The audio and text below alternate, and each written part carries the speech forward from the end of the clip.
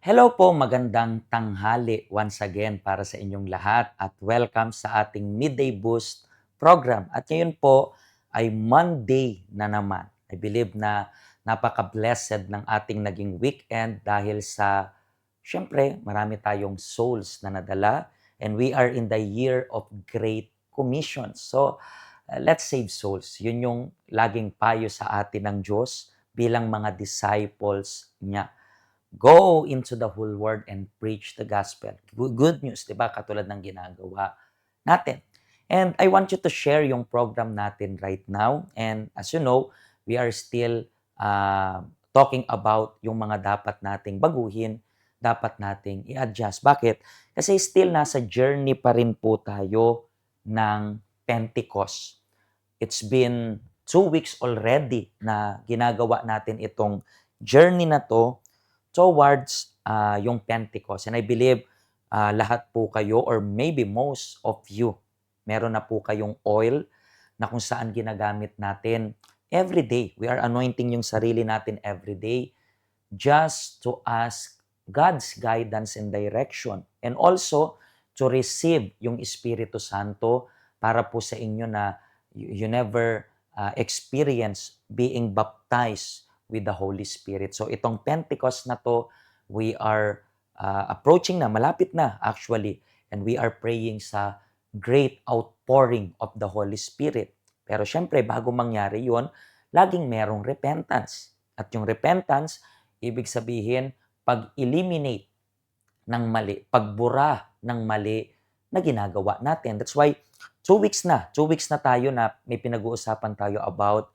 mga characters sa ating spiritual na dapat nating i-adjust, dapat nating alisin, dapat nating baguhin, dapat tayong mag-improve. And today, speaking about improvement, ano po yung pag-uusapan natin today? Let's talk about yung complacency. Spiritual complacency. Ano ba yung spiritual complacency? I believe kung this year is umattend kayo, I think meron tayong naging event, diba? To end yung complacency, yung spiritual complacency. Pero ano po bang ibig sabihin ng complacency? Let's see dito po sa dictionary. Complacency. Complacency is a feeling of satisfaction with oneself, often accompanied by an awareness of potential dangers. It represents a dangerous lack of concern or desire to improve, frequently leading to negligence. So dito po, sa Tagalog, ibig sabihin, meron kang feeling, ibig sabihin, pag-aakala, maling akala. Lagi naman may namamatay sa maling akala. Ang buong pag-aakala mo is okay ka tapos hindi ka na aware sa mga dangers. Napaka-dangerous daw nito kasi ayaw mo nang mag-improve at madalas nagiging pabaya ka. So, hindi ka na nag-improve, pabaya ka na, na-stuck ka na sa ganyan. And maybe ito po yung ugali na dapat ninyong i-eliminate sa sarili ninyo. Masyado kang kontento. I'm not talking about sa mga material na bagay. Masyado kang kontento when we talk about relax, when we talk about sa relationship mo sa Diyos. At hindi dapat ganun. Dapat from time to time, nag-i-improve yung relationship natin sa Diyos. Dapat from time to time, mas nagiging malapit tayo sa Panginoon. Pero syempre kapag meron kang spiritual complacency, hindi mo nakikita yan. And talking about spiritual complacency, let's talk about David. Alam po ninyo na si David, I believe, hindi tinago sa Bible kung ano yung naging kasalanan ni David.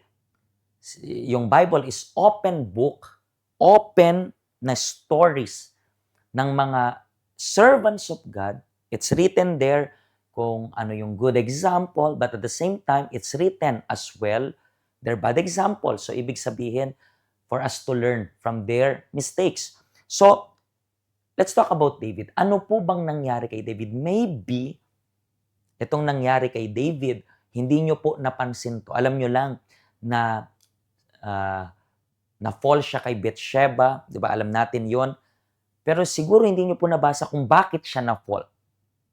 Detalye siya na dapat ninyong pag-isipan kung bakit siya na-fall. Hindi yun dahil, pastor, kasi nag-init yung katawan niya, naliligo naman kasi. No, pero merong reason kung bakit niya nakita si Bathsheba na nakahubo. Bakit? Tingnan natin kung ano nangyari dito sa kwentong ito. 2 Samuel chapter 11. It's written like this.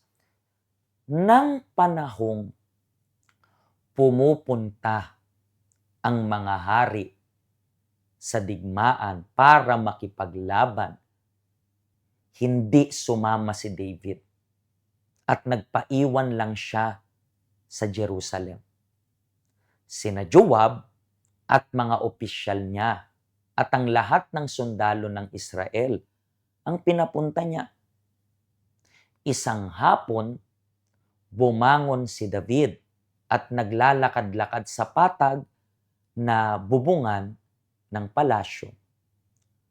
Habang nakatingin siya sa ibaba, may nakita siyang isang magandang babaeng naliligo. Nag-utos si David na alamin kung sino ang babaeng iyon. Napag-alaman niyang ang babae ay si Bathsheba na anak ni Eliam na asawa ni Urias na Heteo.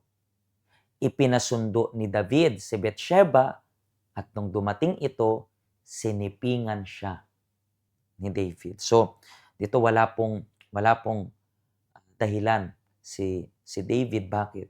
Kasi alam niya eh.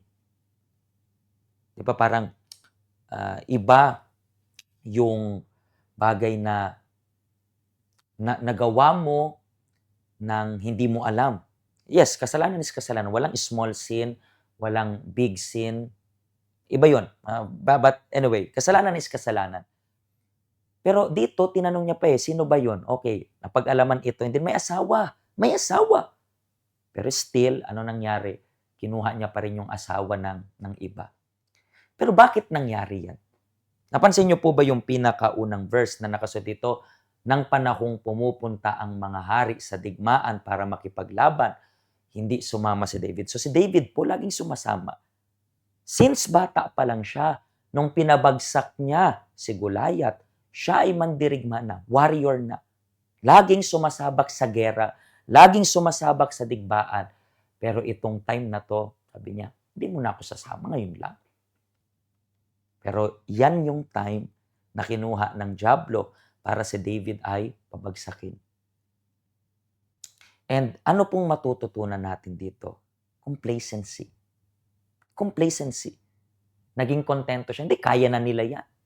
Na supposed to be ang hari, dapat frontliner. Pero ano nangyari? Complacency. Kala niya okay lang lahat, pero sa isang iglap, nawala yung lahat. Mga kaibigan, hindi po yan pwedeng mangyari sa spiritual ninyo. Hindi yan pwedeng mangyari. Kayo na nagiging pabaya, siguro naisip nyo ganito, ngayon lang ako, for example, meron tayong anointing ng oil, di ba? And then, nakalimutan nyo today. And then sabi nyo, hindi, okay lang ngayon. And then bukas, mag-a-anoint naman ako. No, wag mong gawin yan. Complacency yan. Para kang si David na, hindi, kayo na lang muna, ako dito lang ako. Wag. Actually, may babala dito sa verse dito. Itong verse na to ay hindi masyadong kilala. Yung book na to, sa book siya ng Zephaniah, chapter 1, verse 12. Sa araw ding iyon, susuyurin kong mabuti ang Jerusalem at parurusahan ko ang mga taong nagpapasarap lang sa buhay. At nagsasabi sa kanilang sarili, walang gagawin ng Panginoon sa amin, mabuti man o masama. No, wag kang maging relax. Alam ko po na ang buhay ng pagiging Christian ay a lot of sacrifice. Pero hindi ko tinatawag yan na sayang. Yan po ay investment. So kapag napapansin mo sa sarili mo na yung way mong mag-pray di na katulad dati, agapan mo po yan. Yung pagbabasa mo ng Bible hindi na katulad ng dati, agapan mo habang may time pa. Kung kayo po ay nanonood sa akin and alam ninyo na nasa spiritual complacency kayo, pray even after nitong program na ito. Pray para maagapan. Intindihan niyo po ba? Pray para maagapan. Kung wala pa po kayo nitong oil na binibigay namin sa mga tao to ask the Holy Spirit. Siyempre sabi ko nga, kung ina-ask nating Holy Spirit, let's eliminate mismo. Eliminate mismo. Don't even try. Let's eliminate kung ano yung nagiging problema natin sa kalooban natin. And today's topic is complacency. Tomorrow po, meron pa tayong pag-uusapan. Pero bisitahin nyo na lang po yung health center natin. Ito po yung address. Pwede kang bumisita actually ngayon. Meron pa tayong meeting ng 3 p.m. Meron pa tayong meeting ng 9 p.m. So feel free to visit us ngayon, araw na ito. Kung hindi man, meron pa po tayong tomorrow, sa Wednesday, everyday naman bukas, pumunta ka asking God to change yung sarili natin. Kasi once we change yung sarili natin, we change yung mga panlabas rin. Okay? Pagpalain po kayo ng Diyos, and then bukas again, we are going to speak about one more topic na dapat nating i-eliminate sa ugali natin. Kung natulungan po kayo nitong program na ito, do not forget to share yung link para sa lahat. God bless you po.